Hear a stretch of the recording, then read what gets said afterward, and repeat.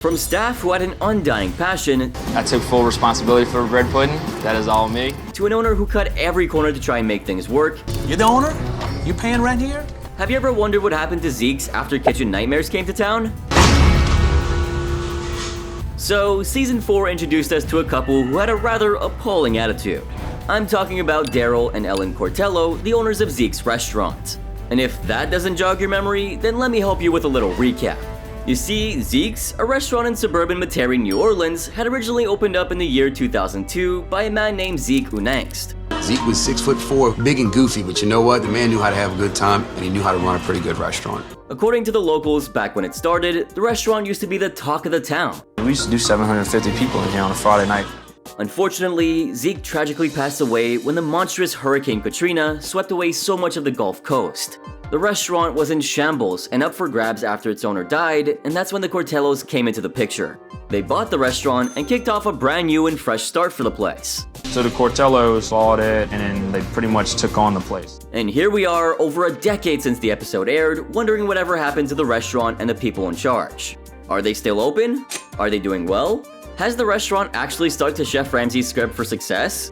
Well, you see, even though the Cortellos kept the name of the restaurant had lost the touch its namesake gave it when they took over. Daryl, in an attempt to establish his authority, changed up everything.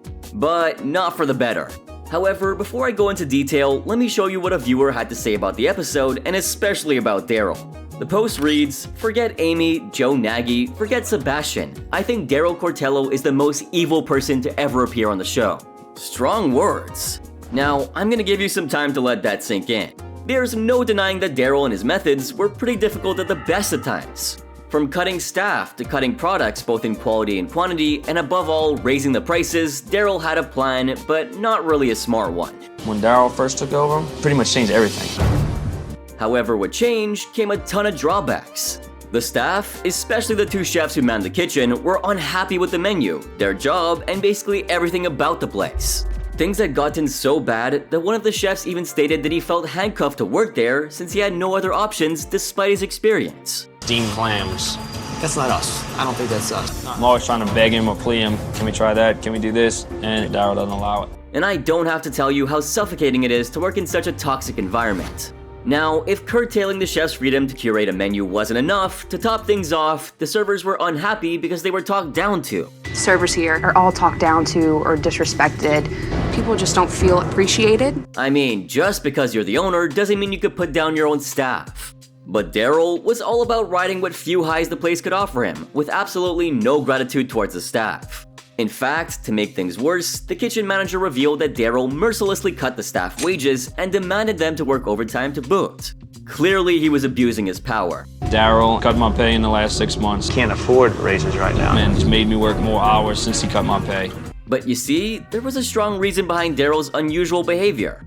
He so desperately wanted the restaurant to keep running that he was willing to go to any lengths necessary to see it through. I'm not looking to squeak by. I'm looking for financial rewards in this business. And when I say he cut corners, I mean literally. We got 3 orders of green tomatoes left. Cutting them a little thick too, I tell you that. Yeah, he actually asked the chef to cut thinner slices of tomatoes to make ends meet. We're talking pennies on the dollar here with that kind of thinking. Soon, even the most loyal of customers started to notice the changes.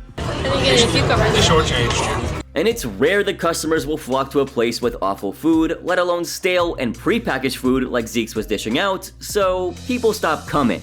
The staff was really concerned that unless Ellen and Daryl had a stash of gold hidden somewhere, the restaurant would barely last even a month. But it's not like Daryl didn't care. Physically, emotionally, it's been hard. He just didn't know how to run the business. And this is where Chef Ramsay's role comes into play. But before heading to the restaurant, Chef Ramsay stopped by the suburbs of Metairie to interact with the locals and dig up some information on the Zeke situation. And what he discovered about the place wasn't exactly flattering. The quality had gone down quite a bit. The atmosphere wasn't the same. They had lost the magic. Well, looks like Chef Ramsay had his work cut out for him. Anyway, he was greeted by Ellen as he arrived to the restaurant. During their conversation, Chef Ramsay inquired about how they came into owning the restaurant.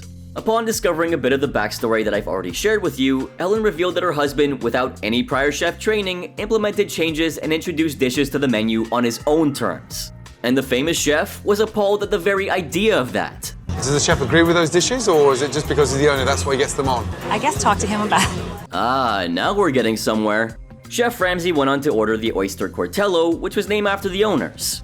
I mean, come on, just because you kept the name of the original owner doesn't mean you get to name a dish on the menu. Well, you know what it sounds like? You bought the restaurant, now you want your name on the menu. Yes. Sounds like someone's struggling for power. Anyway, how could Chef Ramsay miss out on a dish that was named after the owners? If he was looking for a perfect microcosm of their influence on the place, he'd find it in that dish. So he placed an order for those, along with boiled shrimp, chicken fried steak, and traditional bread pudding. Now, before I go into the tasting, let me give you a quick glimpse of what Daryl thought about his food. It's simple food, it's basic food, it's feel-good food, but it's done very well and fresh. With that in mind, let's head to the service. The first dish that made it out was the boiled shrimp, which Chef Ramsay thought was mushy and nasty and nowhere near fresh. They should peel easily and sort of pop out the shell, but I'm struggling to peel them. Now, Candice, the restaurant server, pitched in by saying that the shrimp was frozen. Meanwhile, Ramsay was aware that fresh shrimp was available less than 10 minutes away. Either way, not even Candice was a fan of the dish. The frozen shrimp tastes like sorry, crap. Let that go to show exactly what we're working with here. Anyway, while waiting for the rest of his food, Chef Ramsay couldn't help but notice the swamp wall decor around him. Ellen proudly claimed that it was one of their recent additions to enhance the ambience. But, I mean, it was a swamp. That back wall is hideous. What a mess. The famous chef was already getting a bad feeling about the place, which was further solidified when the oysters cortello hit the table.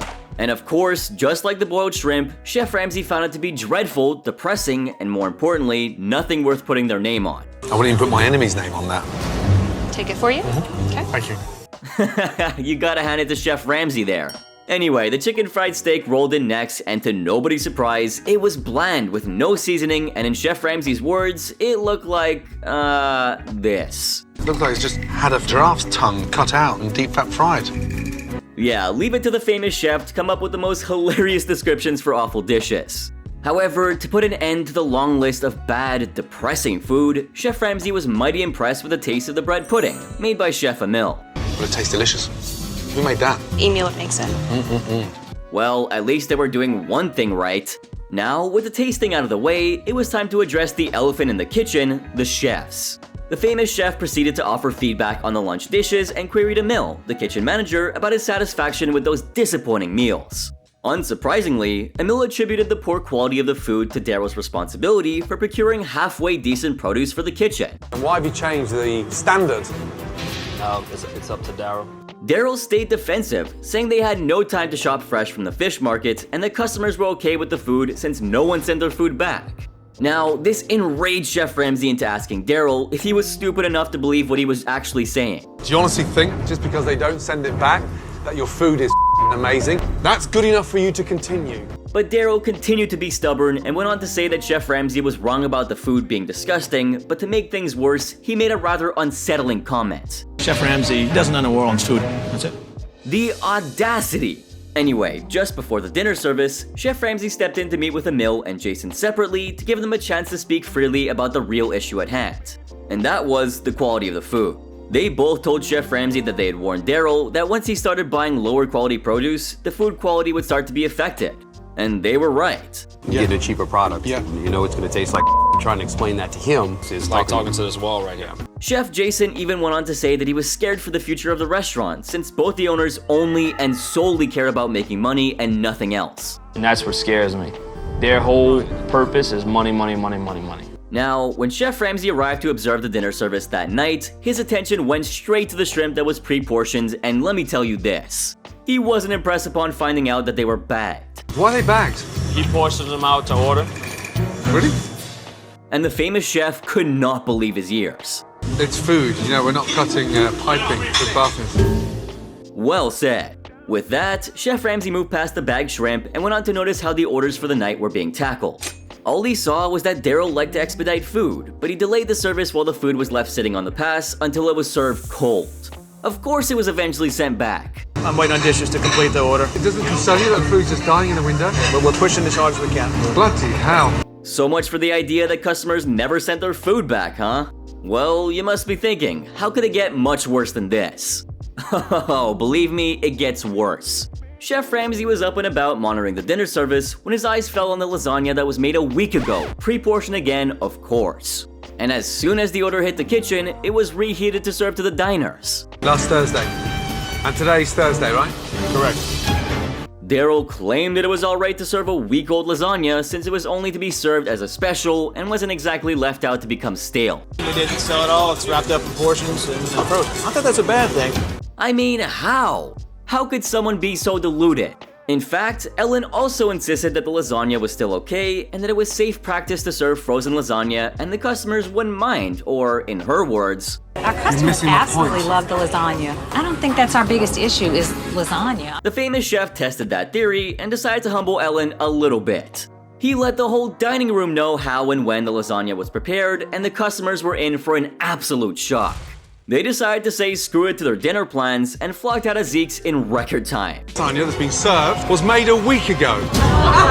After the dinner service, Chef Ramsay spoke to the owners again and they were as defensive as ever. They continued to insist on portion control, counting costs, and using frozen and microwave food. Frozen foods reheated in a microwave. Restaurants don't run like this. Disagree. I disagree with that also, definitely. But when the famous chef made it clear to Daryl that he wasn't a restaurateur and shouldn't behave like one, you have to watch his reaction. When you start dealing with all this crap and your name's on that list, then you tell me what you want to do. Someone looks pissed. But hey, Daryl, don't forget you brought this on yourself. Now, after that previous night's disaster, Chef Ramsay called a staff meeting without the owners the next morning. He asked them to speak their mind on their thoughts of the work environment and the restaurant's conditions. I want you to tell me the frustrations, the anger, and the things that really upset you the most. And this is when Chef Ramsay was informed that they were all overworked and underpaid.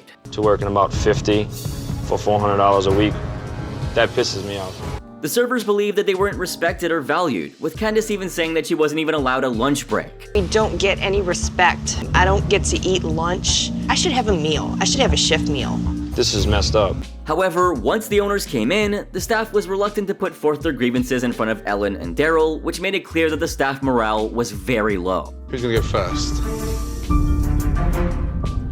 Jason was finally prompted to pin the issue to the owners that they were more concerned with customer numbers than food quality, customer service, respecting the staff, and paying a decent wage. The actual essence of having a restaurant, giving customer service and happy employees, that's gone. I don't understand. Now, Ellen jumped to defend Daryl, stating that they did care about their staff, and that's why they have to use their own funds to pay the staff wages. Thousands and thousands of dollars out of our personal account to pay your paychecks. So why not just close the place down? But this confrontation didn't end there. Daryl began to explain why he hasn't been able to give his staff a pay raise in the last 5 years. I asked you to take that pay cut. It's either that or labor costs get so high, I'm out. However, Jason had other plans and interrupted Daryl, saying that regardless of all these financial problems, it never stopped Daryl and Ellen from taking 5 vacations per summer while in the same breath claiming to be struggling for money. That is This must have really set off Daryl because what he said next completely lacked anything resembling decorum. You don't want to be here, don't be here. Anyway, everyone moved past the morning meeting and we're on to the new agenda for the day. The famous chef decided to prove to Daryl how talented and passionate his kitchen staff were. He asked both Jason and Emil to run to the grocery store and collect fresh food in order to prepare any 2 dishes they'd like. 2 miles away from here. Have a look at the ingredients, get inspired, come back, get creative. I want to see that on a plate. Yeah? Thank you, chef. While the 2 chefs got busy, Chef Ramsay decided on making a chicken fried steak meal of his own. Yeah, I'm going to do chicken fried steak at the same time, okay?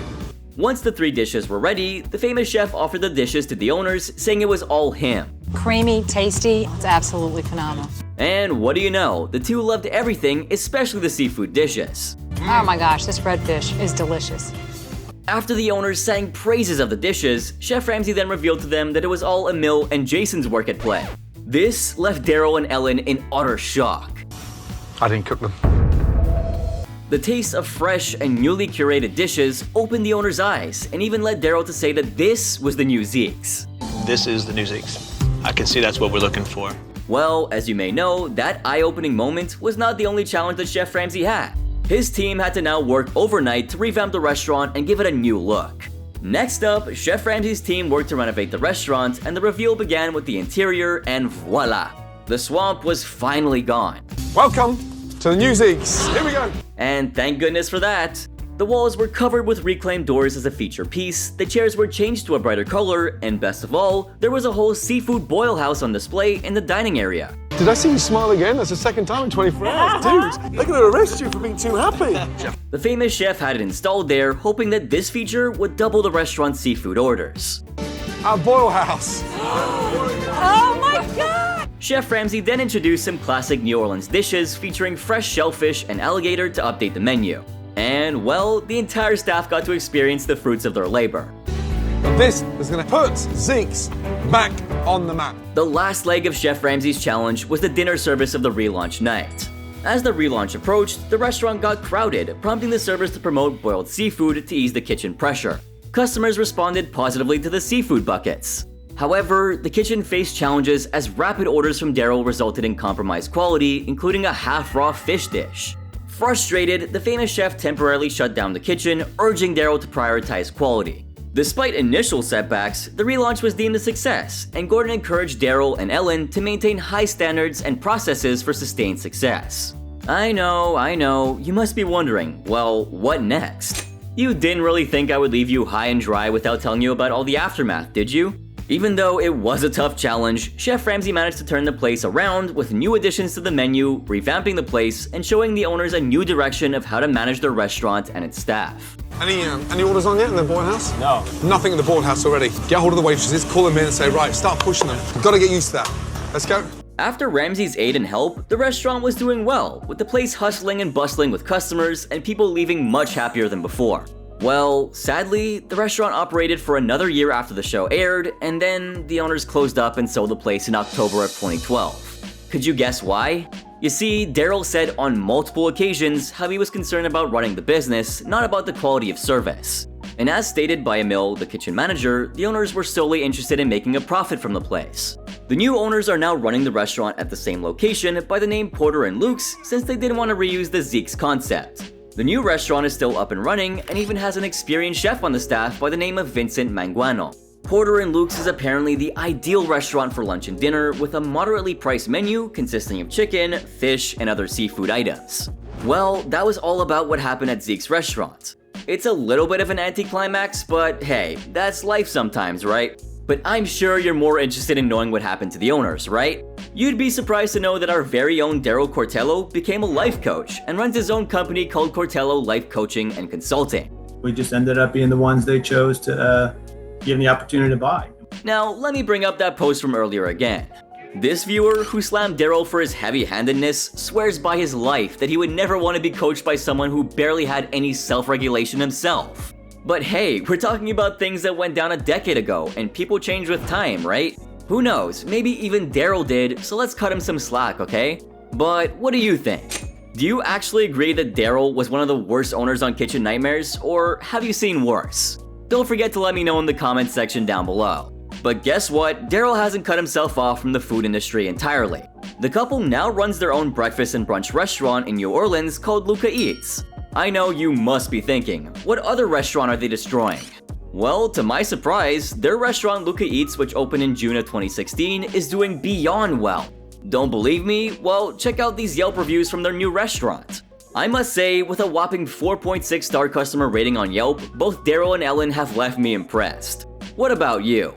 Didn't I tell you about how time heals all things? Well, either way, the sandwiches at Luca's are quote-unquote absolutely phenomenal. At least both Ellen and Daryl did learn something from Chef Ramsay for them to be running a successful business now. I'd suggest that if you're ever in New Orleans, maybe use this video as an excuse to visit the old owners of Zeke's restaurant at their new restaurant. And share your experience in the comment section down below so we can figure out if their new digs are really worth the hype. You could also drop a message on any of my social media pages, and hey, don't forget to drop a like, subscribe, and turn on my post notifications. And before you leave, don't forget to watch this next video right here since it's definitely worth your time.